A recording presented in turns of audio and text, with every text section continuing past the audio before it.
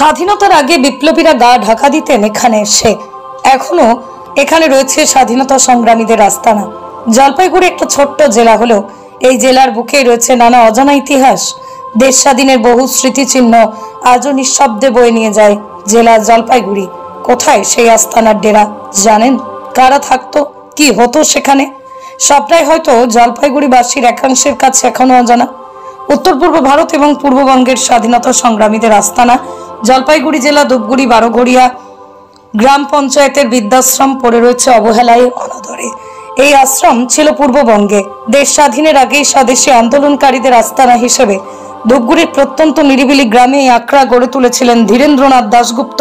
স্বাধীনতার আগেই বিপ্লবীরা গা ঢাকা দিতেন এখানে এসে। তাদের হাতেই তৈরি হয় এই বৃদ্ধাশ্রম। এই বৃদ্ধাশ্রমে সে সময় আশ্রয় নিয়ে আন্দোলন চালিয়েছিলেন স্বাধীনতা সংগ্রামীরা। এই আস্তানায় ছিলেন শান্তিরঞ্জন চক্রবর্তী, রাখাল চন্দ্র দে, কুমারেশ ঘোষ, যাত্রামোহন দাসের মতো বহু স্বাধীনতা সংগ্রামী। সে সময় এখানে থেকে তাঁত বোনা হতো, তাঁতের কাপড় তারা পরতেন। তবে বর্তমানে কার্যত অবহেলায় পড়ে রয়েছে এই স্বাধীনতা সংগ্রামীদের আখড়া।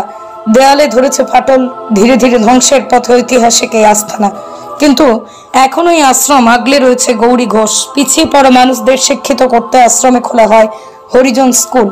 2022 সালের 6 জুন ধূপগুড়ির প্রাক্তন বিধায়িকা মিতালি রায়ের হাত ধরেই এই গোটা বৃদ্ধাশ্রমের মধ্যে মাত্র একটা ছোট্ট ঘরকে সরকারি অনুদানের আওতায় এনে তৎকালীন তাঁত বোনার যন্ত্র থেকে শুরু করে বিভিন্ন স্মৃতিসৌধ, তাম্রলিপ্ত, এমনকি বিভিন্ন পাঠ্যপুস্তক কোনোভাবে মজুত করে রাখা হয়েছে। অভিযোগ, স্বাধীনতা সংগ্রামীদের সবাই ভুলে যাচ্ছে। ঐতিহ্যশালী এই আশ্রমের প্রতি সরকার উদাসীন। কিছু বছর আগে সরকারের তরফে বিধায়ক তহবিল থেকে ছোট্ট একটা প্রার্থনা ঘর নির্মাণ করা হয়।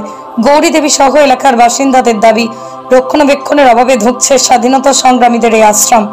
সরকারের তরফে যদি সঠিকভাবে এই আশ্রমটি রক্ষণাবেক্ষণ করে তাহলে এলাকায় উন্নয়নের পাশাপাশি এটিও একটা পর্যটন কেন্দ্রে পরিণত হতে পারে। আমি এসেছিলাম অ্যাকচুয়ালি এখানে আশ্রমের একটা এনজিও ছিল, এখানে স্কুল ছিল। স্কুলটা হচ্ছে বাংলা হরিজন স্কুল। ওই স্কুলটাই আমি টিচারি করতে এসেছিলাম। আমার মামা ছিলেন এখানে কুমারেশ ঘোষ, উনি আমাকে নিয়ে এসেছিলেন। সেই সময় আমি সবাই বিএসসি পরীক্ষা দিয়েছি, দিয়ে বাড়িতে বসে আছি।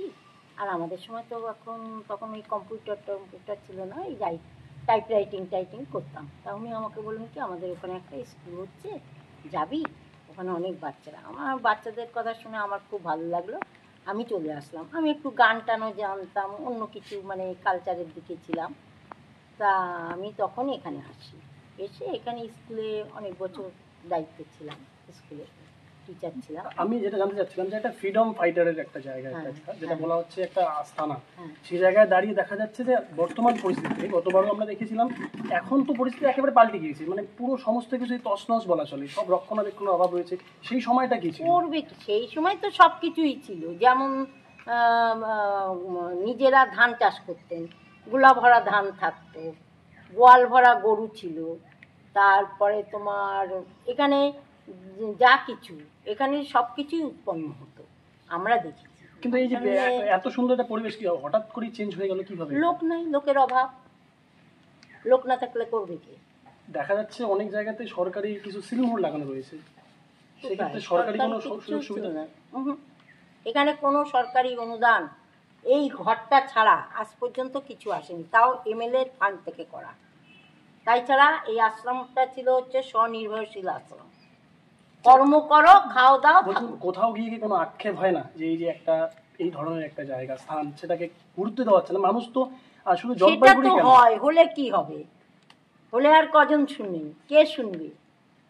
হয় কি না হয়, অনেক কিছুই আশা থাকে, অনেক কিছু আশা নিয়ে এখানে পা দিয়েছিলাম।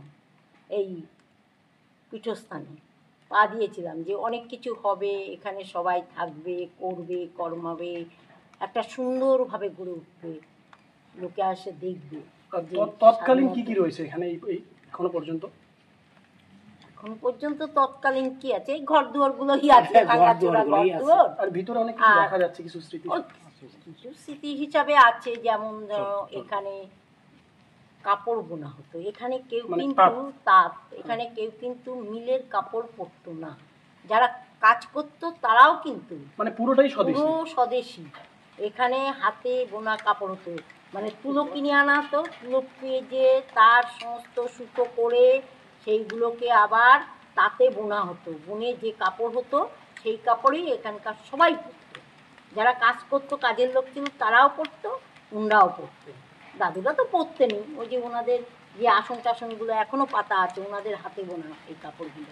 যদি আপনাকে এক কথায় জানতে চাই যে এই যে পুরো পরিবর্তন হয়ে গেল, একদম আধুনিকতার ছোঁয়া পেলো, একটা যেমন বিষয় রয়েছে, পাশাপাশি স্বদেশি ব্যাপারটাই হারিয়ে গেল, সেক্ষেত্রে এই মুহূর্তে আপনি কি মানে চাইছেন, কি আশা রাখবেন সরকারের কাছ থেকে? কাছের কাছে আশা রাখি যে সরকার এটা যদি রক্ষণাবেক্ষণ করে, যদি ঠিক পূর্বের অবস্থায় আনতে পারবে না, তবু একটা স্মৃতি হিসাবে যদি এটাকে রেখে দিতে পারে। মানে আপনি আমাদের ভারতবর্ষে চাইলে এটাকে পর্যটন কেন্দ্র করা যেত। করা যায়, অনেক কিছুই করা যায়। সরকার যদি বোঝেন যে সেরকম একটা কিছু করে এখানটায় সবাই আসুক, দেখুক যে এখানে একটা স্বাধীনতা সংগ্রামীরা যারা তাদের জীবন দিয়ে দিয়েছেন এই দেশের জন্য, তাদের স্মৃতিটাকে আমরা রাখি, তাহলে তো খুবই ভালো হয়।